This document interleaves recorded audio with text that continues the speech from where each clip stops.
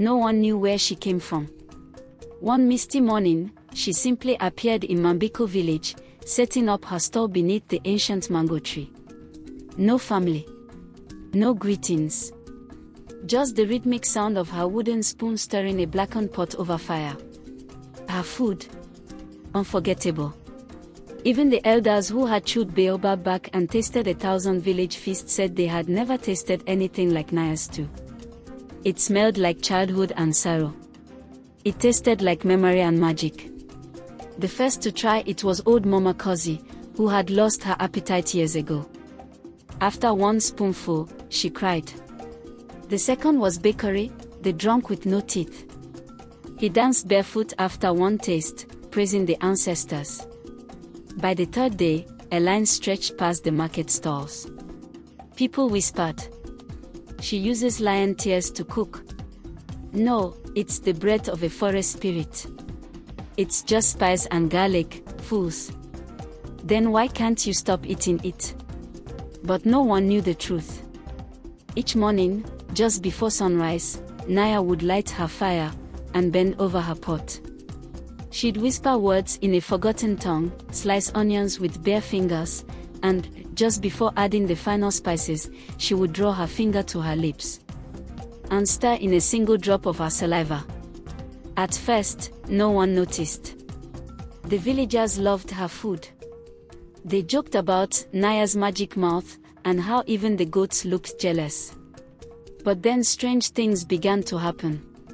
Children refused their mother's porridge. Men stopped going to work on market days. One woman, Salima, collapsed after not eating for 2 days because Nyah's stall was closed during a funeral. "My tongue feels dry," Salima muttered, eyes wide and lost. I need her stew." The chief's son, Omari, once a proud hunter, started skipping morning hunts to fetch food for his family from Nyah. "I don't know what she puts in it," he told his father, "but it's like it speaks to my soul." The chief frowned. Food is not supposed to whisper. Worse still, husbands stopped eating their wives' food altogether. In every home, women prepared yam porridge, spiced soup, and roasted fish. But the men would push their plates aside.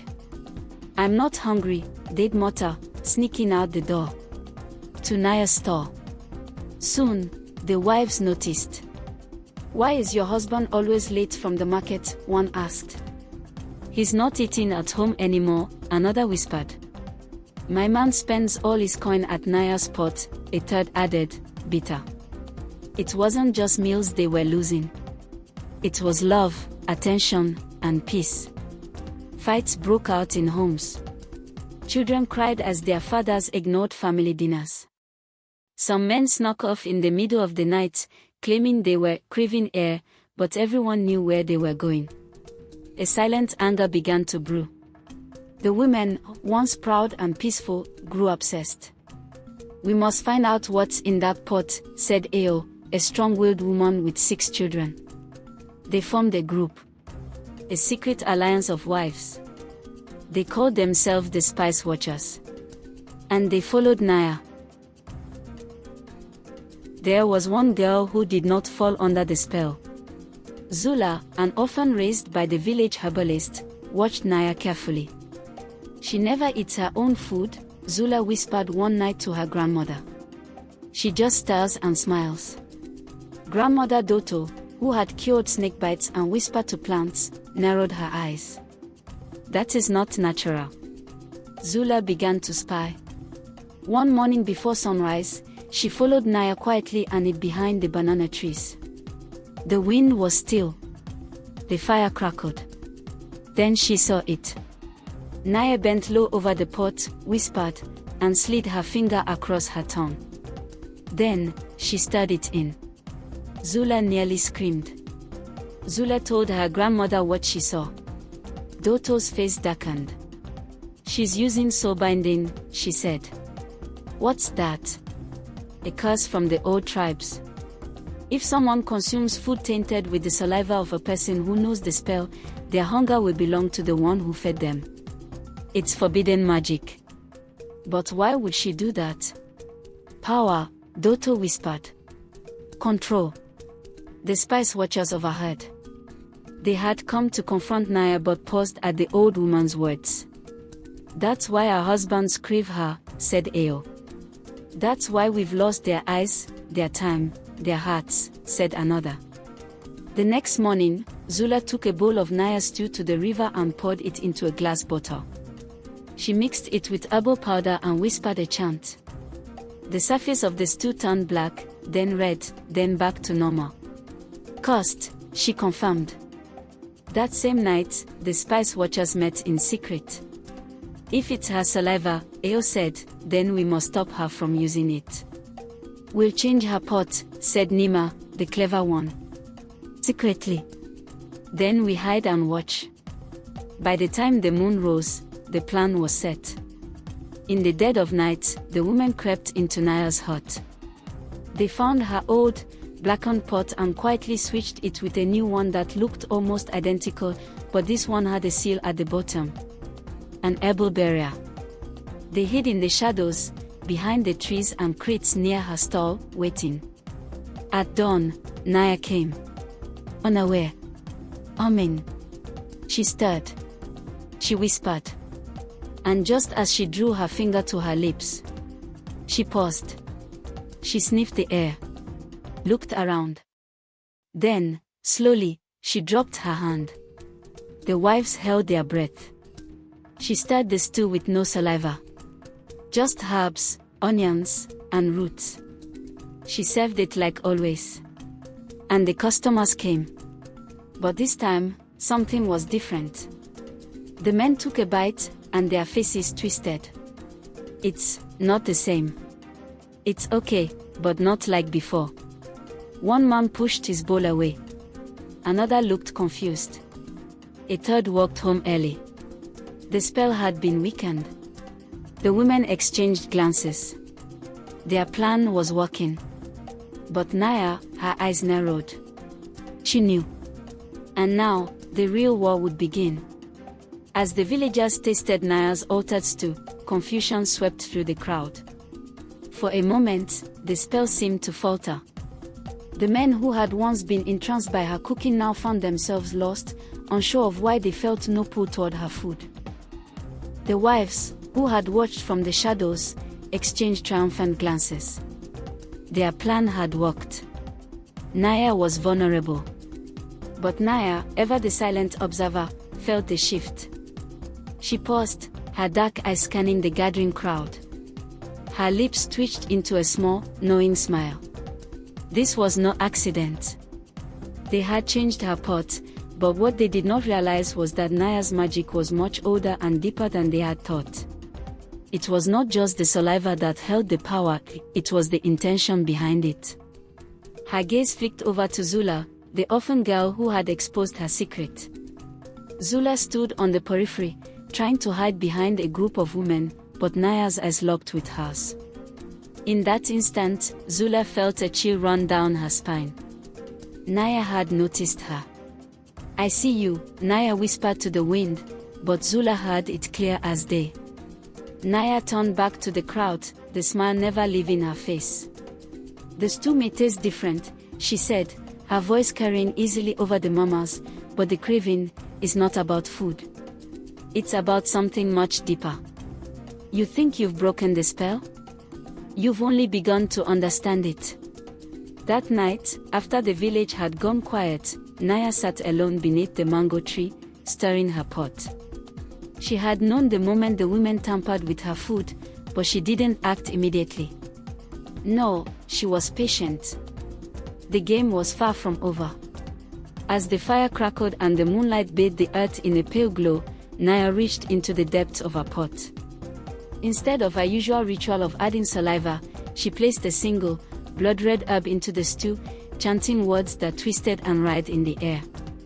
The herb's petals unfurled with a hiss, releasing a scent so intoxicating that even the wind seemed to pause in reverence. Across the village, Ao, Nyah, and the spice watchers gathered in their hidden meeting place. They had no idea that Nyah was preparing a counterattack. They believed their plan had succeeded, but Ao couldn't shake the feeling that something was amiss. "We need to watch her," Eo said, her voice tense. "If she has any more tricks up her sleeve, we'll need to be ready." Zula, who had been the most skeptical of the group, now felt the weight of her actions. She was the one who had uncovered Nyah's secret. But even she didn't fully understand the depth of Nyah's power. Soul binding was one thing, but Nyah had been performing ancient magics that had long been forgotten by the village. "We have to stop her," Zula said, determination in her voice. "We cannot let her control us, control the men." The next morning, a shift occurred. The men who had tasted Nyah's altered stew seemed unaffected, at least at first. But as the day wore on, their eyes grew distant. Their hands trembled when they held their tools. It was as though something had pulled them further into Nyah's grasp, even without the magic. Eo, who had grown up in the village, noticed something strange when her husband, Abesai, returned home that afternoon. He was distant, colder than usual. He stared at her without recognition, as if she were a stranger. "Eo," he said, his voice flat, "you're beautiful, but I am not hungry."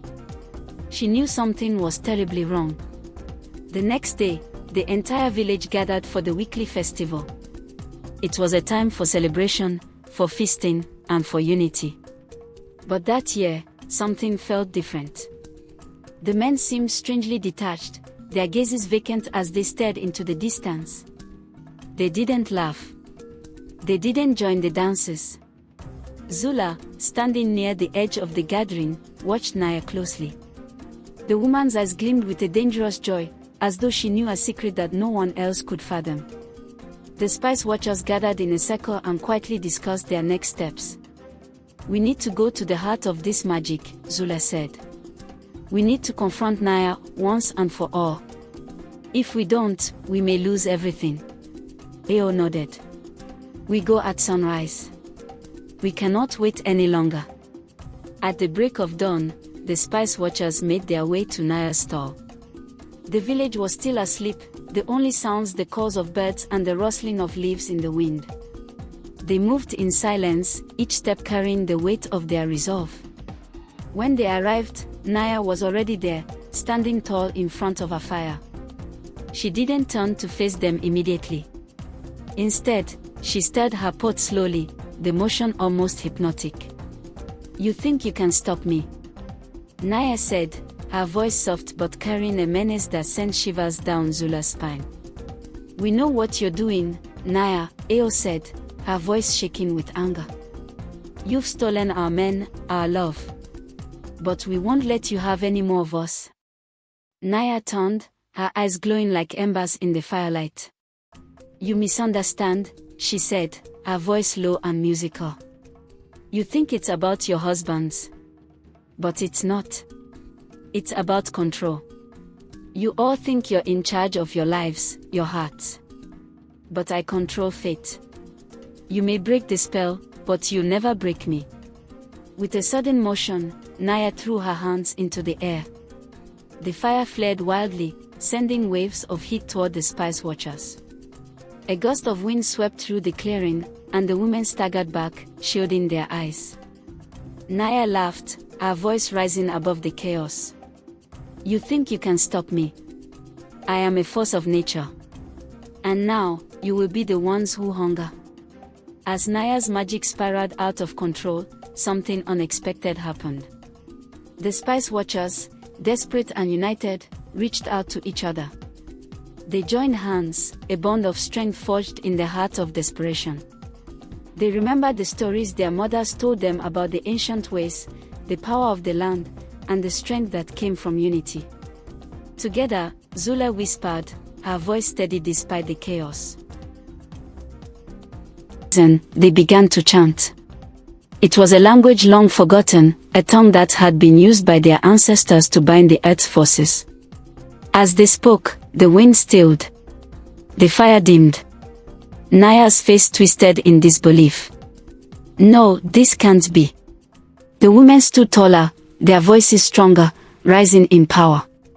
The earth beneath them trembled, and Nyah's magic began to unravel. The vines and roots around her store reached upward, wrapping around her, pulling her back. The spell she had woven over the men of the village began to loosen. The men, who had been absent in mind, suddenly snapped back to themselves. They looked around, confused, but their eyes were clearer now, their minds sharper. They saw their wives standing tall, their voices unbroken, and they understood. They had been free. With a final, defiant roar, Nyah was bound by the ancient magic of the village. The winds calmed, and the fire died. The village, once divided by hunger and magic, now stood united. Nyah, her power broken, was taken away, never to be seen again. The men returned to their families, their hearts healed, and the wives once again found joy in their kitchens. The Spice Watchers became legends in Mambiko village. Their story would be told for generations to come, the tale of how unity, strength, and wisdom could overcome even the darkest of spells. And from that day on, the villagers never forgot the power of their connection to each other, to the land, and to their ancestors. No one ever again underestimated the power of the heart.